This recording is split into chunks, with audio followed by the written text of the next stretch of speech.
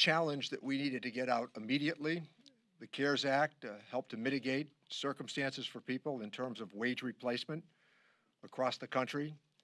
It is clear that the $600 that were added to the weekly unemployment benefit has offered, I know, some conflict, but here's the reality of it. The reality is you can't quit your job to get an extra $600 a week. But secondly, knowing that the pandemic, with 30 million Americans having filed for unemployment insurance, that the contagion of the healthcare system would make its way into the contagion of the economic system, and people would have trouble paying their rents and paying their mortgages. That's what this was about. And the wage replacement issue, along with the extra $600, has gone a long way toward ameliorating some of that pressure. The other side knew this was coming. They knew that eventually, despite the procrastination, the argument that they were waiting to see how this would play out now brings us to the eve of an economic catastrophe if unemployment insurance is not extended. You can see that right now that there's great uncertainty that confronts the American system. Again, a record number of COVID cases, the resurgence of the pandemic, or the resurgence of the virus is again causing great economic uncertainty. It's linked to child care.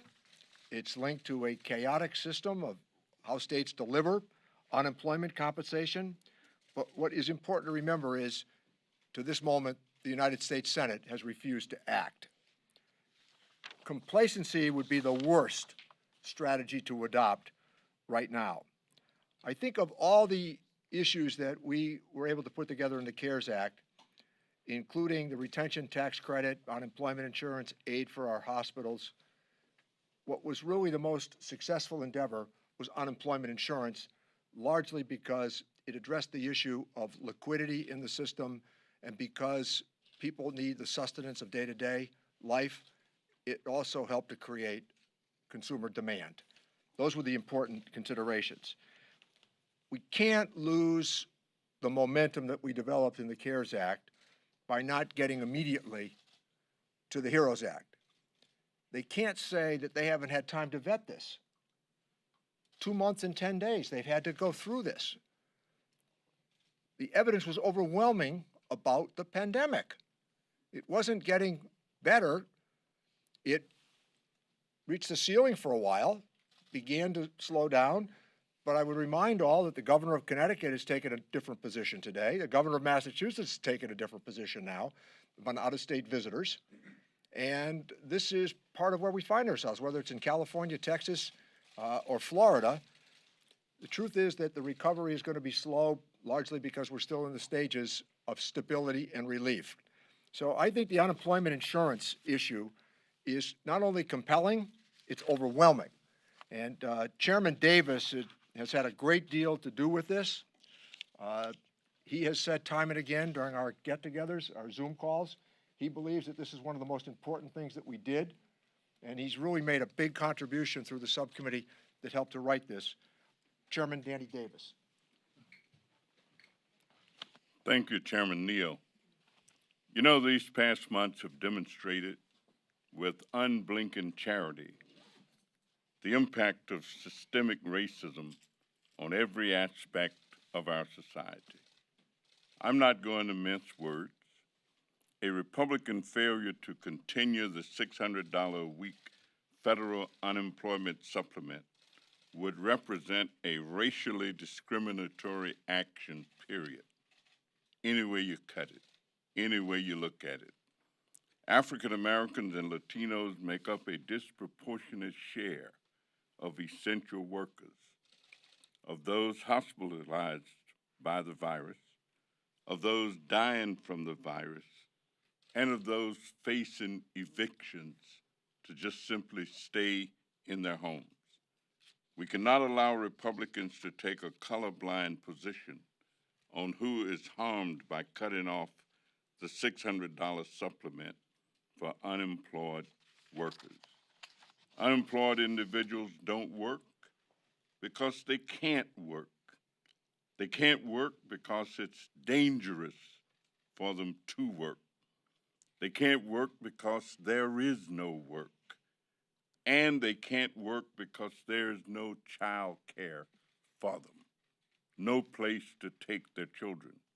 The House passed an extension of the $600 back in May, and the Senate Republicans and President have yet to act while millions of Americans teeter on the edge, wondering what's going to happen to them next. Will they be able to make it through the next week, through the next month? I reject the idea that we could let the $600 supplement expire and just give workers some help after the fact. One thing I know is that retroactive benefits are not the same. You can't eat retroactivity. You can't afford medicine retroactively. Businesses can't survive retroactively. Now the Republicans have decided to push an approach that the administration's own Labor Department rejected as unworkable. So if the Republican plan can't work, then the stark reality is that the Republican plan remains cutting off the $600. What kind of leader punishes unemployed workers in the midst of a crisis? The harm to families and businesses is not theoretical. In the last recession, we let emergency unemployment benefits lapse, and the harm to individuals and retailers was immediate and substantial. In Illinois, if Republicans let the $600 expire, the average benefit will be cut by 63%. Hardworking Americans deserve relief. We must protect workers and families. We must do it now. There's no time to wait. There's no time left. Now is the time, and we must act immediately. Now I'd like to present Representative Kildee from Michigan. Thank you, Chairman Davis and to Speaker Pelosi, Chairman Neal, joined by Mr. Evans and Ms. Chu, both of the Ways and Means Committee. Appreciate all your efforts. We're here today with one message for the President and for the Senate Majority Leader, Mr. McConnell. Do your job. Millions of Americans are at risk of losing everything that they've worked for, and the only thing holding them together has been this unemployment benefit, and the only thing that prevents them from keeping it is the inaction of this President and of the United States Senate. COVID-19 is simultaneously an economic crisis and a health crisis. 140,000 Americans have lost their lives. 40 million American workers have lost their jobs. These simultaneous crises are far from over. Yesterday, for the 18th week in a row, over 1 million people filed for unemployment benefits. Our unemployment rate nationally is over 11%, worse than the Great Recession. And in my home state, it's one of the hardest hit states, 2 million Michiganders have lost their jobs. We have passed legislation. We're not just having a conversation, we're legislating. Someone once told me a long time ago, you can't fund a conversation. We passed a bill that protects these important benefits. And in addition to that, provides other critical support for testing, for frontline workers, for state and local governments, for schools, and extends that $600 a week benefit. For months, Republicans have failed to act. They know everything they need to know to make a decision on this question. But the HEROES Act sits on Mitch McConnell's desk gathering dust. Why isn't there any empathy from these Republicans? Millions of Americans are about to lose everything that they've worked for and not be able to put food on the table, not to be able to take care of their families. And the Senate Republicans are literally dining on alligator sausage and crab bisque while Americans are trying to figure out how they're going to put food on their own tables. Because of their inaction, we now find ourselves staring down tomorrow's deadline, where Americans will stop getting that essential lifeline. This pandemic is not over. This is no time to tell the American people you're on your own. So even as we begin to reopen parts of the economy, in some cases, obviously too quickly, but even when the economy does begin to reestablish itself, the jobs won't come back as fast as they were lost. Unemployment will still be a significant problem, the highest levels we've seen since, and now eclipsing the levels of the Great Recession. Without this action, 25 million Americans, again, could lose everything that they've worked their lives to create. Every one of these dollars matters to these families. And as Chairman Neal said, this is not just about supporting those families, but this supports the American economy. Imagine taking away this lifeline. It not only put those families in jeopardy, but it takes significant spending power out of the economy. Without this unemployment benefit, unemployment goes up in this country, and the problem gets worse. I've heard from thousands of my constituents. We were chatting before coming out here. All of us, for the most part, the majority of the calls we get have to do with unemployment benefits. And I just want to mention a couple of these folks. Rick from Bay City, Michigan, wrote to me to say, quote, "Please vote to extend the $600 unemployment. It's been a much-needed lifeline. It helps with basic needs like housing and medicine. We nearly lost our home and everything. We do not know what we are going to do without that extra $600. Stopping these payments seems cruel. We're barely hanging on." Jeffrey from Saginaw wrote to me, basically the same story. He said, "I'm still making far less than I did, but I'm at least able to get by." Crystal from Burton said, "I fear my children and I are going to be left homeless and without food. I just don't know what else we'd do." These are the stakes. These are the stakes. This is about real American lives that are going to be affected permanently. Do we want to create the first generation of another round of multiple generation poverty? No, we don't. And we have acted. The leader in this effort and all of our efforts has been our leader, the Speaker. And she has been just dogged in her determination to get this done. So it's my pleasure to bring forward our leader, the Speaker, Speaker Pelosi. Thank you very much. Thank you, Mr. Kildee. Thank you, Chairman Neal. Thank you, Chairman Davis. Thank you all for focusing on this very central issue, an issue that goes to the heart of the kitchen table concerns of America's working families. We can talk about a number of things. Time. Everything is about time. The time it has taken for the administration to recognize that you should wear a mask. The time it took, 98 days, just under about 100 days to reach 1 million people infected in the United States. Half that time to reach 2 million, 43 days. 27 days to reach 3 million people, 16 days to reach 4 million. Terrible.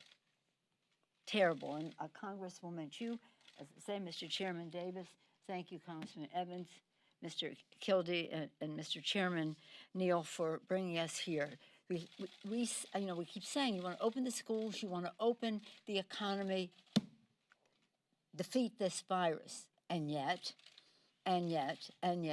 delay, distortion, denial has taken us to a place where we have 4 million people. And there are many other concerns that we have of state and local government having to fire people. And the list is a long one of concerns that we're trying to address that Mr. Davis rightly calls really injustices in how they disproportionately impact communities of color and the rest. But right now, we are focusing on this one subject, the extension of the unemployment insurance benefit. This is central to the well-being of America's family. What do the Republicans and the White House have against working families in our country that they would begrudge them $600 of absolutely necessary sustenance? There are other things in here too. It's about paying the rent, and it's about buying food. So with this package, we have people on the verge of eviction. We have millions of children starving, food insecure in America. We need the food stamps and the rest, and they resent that. We had legislation in the HEROES Act and independently to help with rent so that people are not evicted, and we have this money in the unemployment benefit.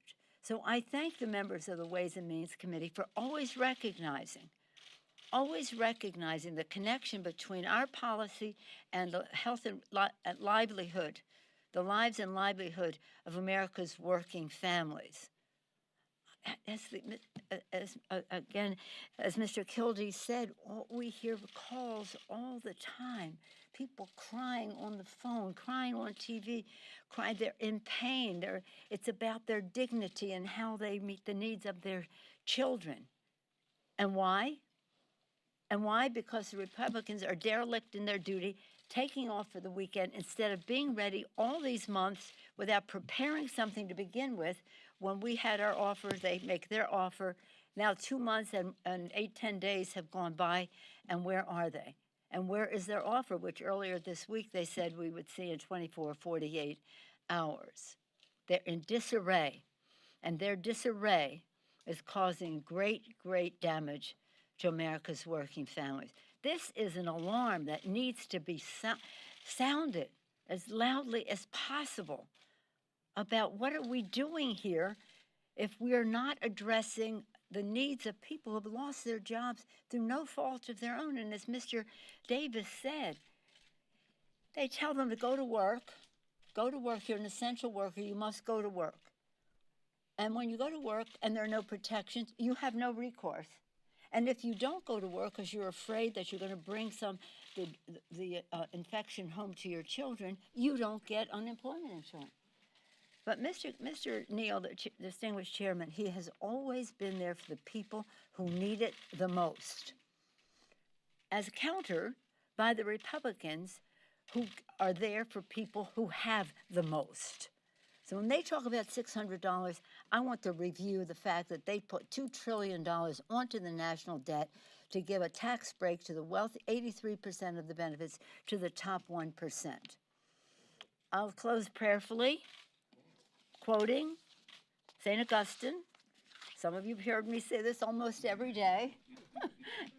St. Augustine, 1,700 years ago, he said, any government that is not formed to promote justice is just a bunch of thieves. Let's use our time to remove all doubt that we're going to do the right thing by the American people so they can meet the needs of their families. Everybody wants to talk about being family friendly. Let's not squawk about $600. With that, I yield back to the distinguished chair of the committee, or whoever's leading the way here. Questions?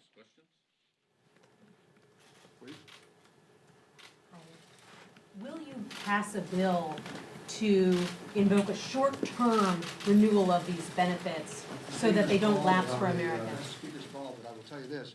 The Ways and Means Committee intends next week to hold a hearing on unemployment insurance. Yeah, let me just say this. We have food stamps in there, and they're like, what? You want more money for food stamps? We have housing in there. What? You want money for housing? We have this benefit in there. I would be very much averse to separating this out and lose all leverage for meeting all of the other needs. It's a fraudulent tactic and with all due respect to you, an unworthy question when it comes to meeting the needs of America's working families. But I'm glad you're having the hearing to keep the spotlight on it. What is the point of they could have done their job, as you said. Do your job.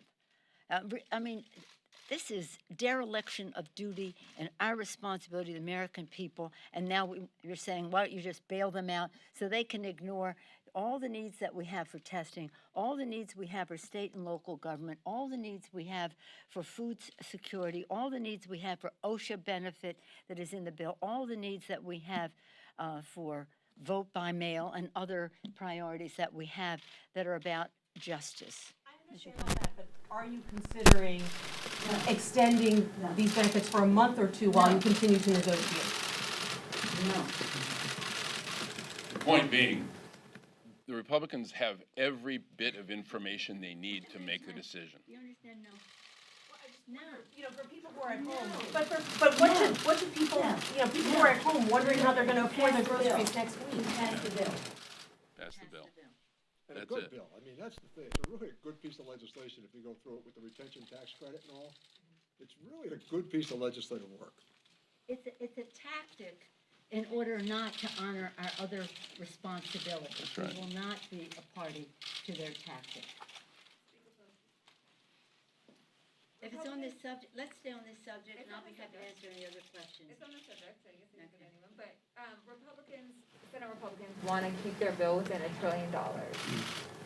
Given money for education, more money for CPP, et cetera, when you bring in the unemployment insurance benefit of another $600, do you think it is possible to extend that benefit at that level and keep a bill within $1 trillion?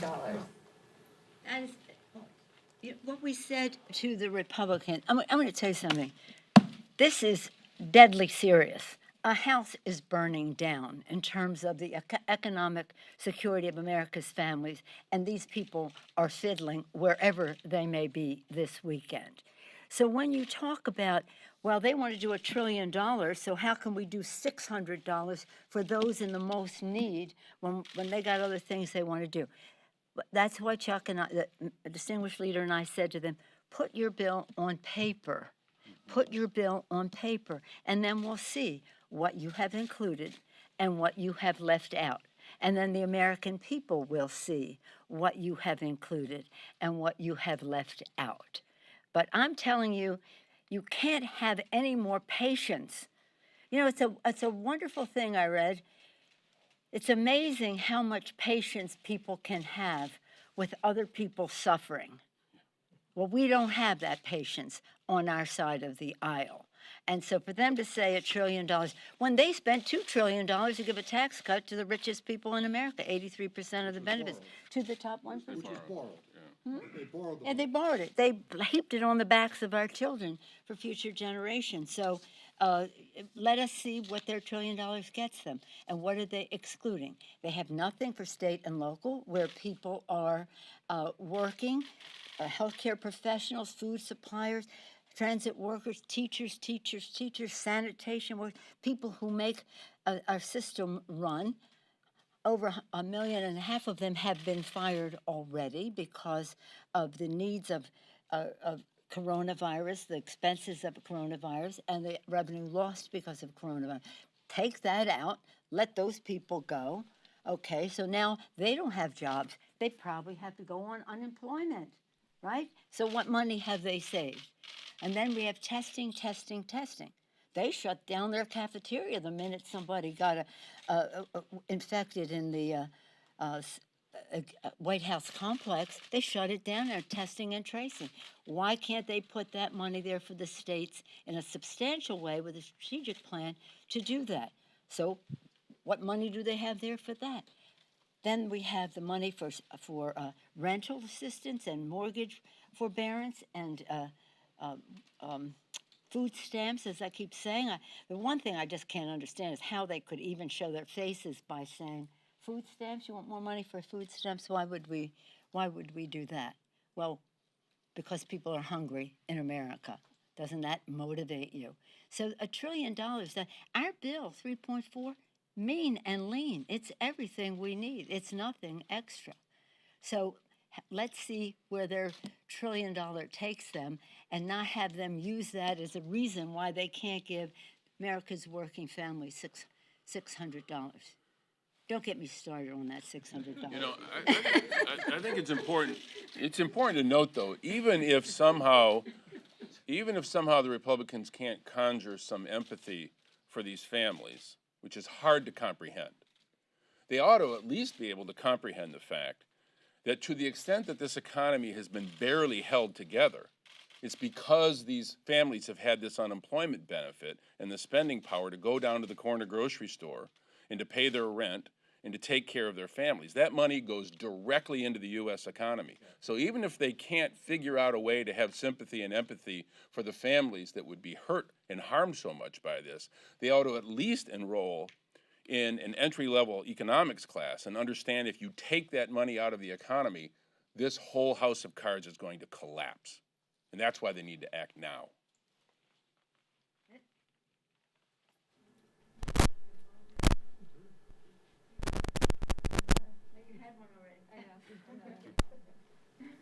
On the issue of price tag, the HEROES Act passed 2 months ago plus, and conditions have changed on the ground, obviously. And We need more money.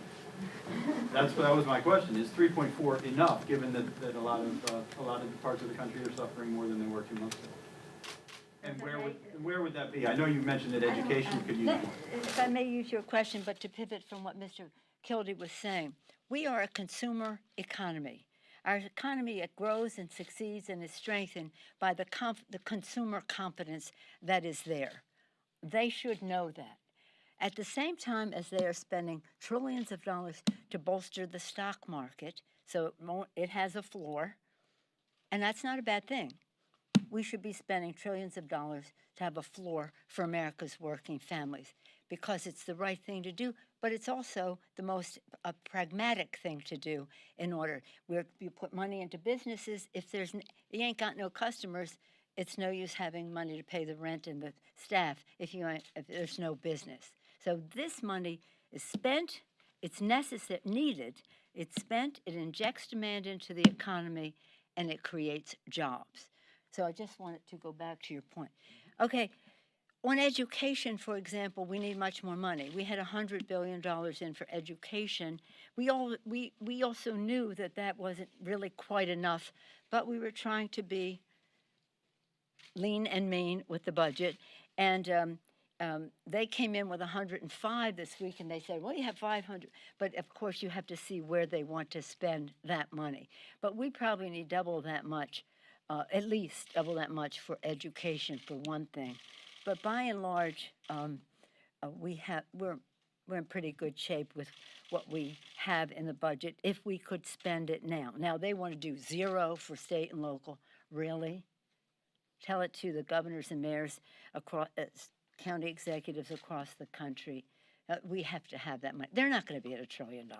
And if you see their $1 trillion list, it's really going to be a big embarrassment to the Republican Party to see who they cut out and who they include, and how they were willing to spend double that for a tax cut for their rich friends.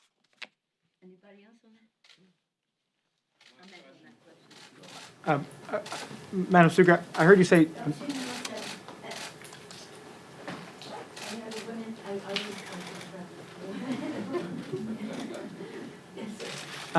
Directed to you, but anybody can answer. And I'm following up on Nancy's question. I heard you say no multiple times, but isn't this issue on a different level in the sense that it is immediate, it is going to expire, and that some of the other things, while also important, funding for elections and funding for education, isn't going to have the effect that Mr. Kildee has described his constituents are worried about? Well, if you were going to be evicted at the end of this month, you might not think the same way. If you were crying because you couldn't put food on the table for your children, you might be thinking a different way. That's why we have to have these, actually, a safety net for the capitalist system. Everybody says it's a safety net.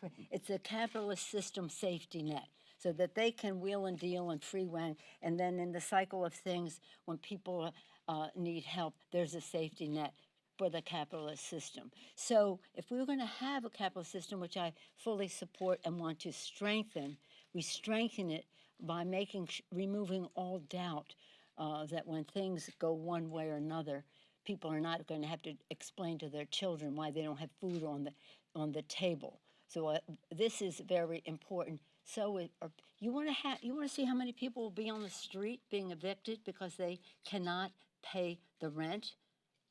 And then they can't pay the rent exponentially because they're not getting the $600. I'm just going to lighten up the mood here. I'm going to tell you this.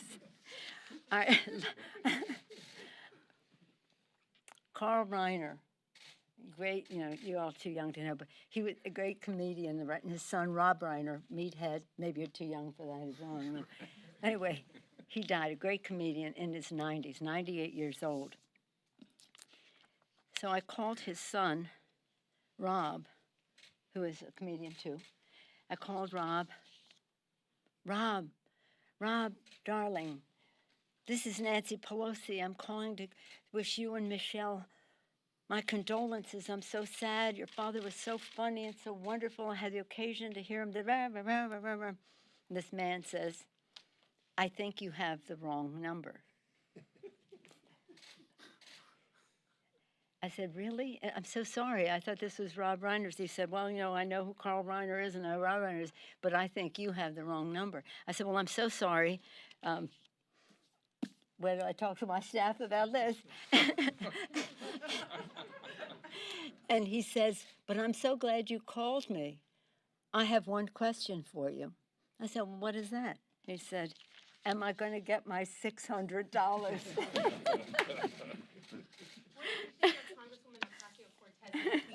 I'm very proud of her. I thought it was great. I have 4 daughters, 2 granddaughters, and I thought she was just great.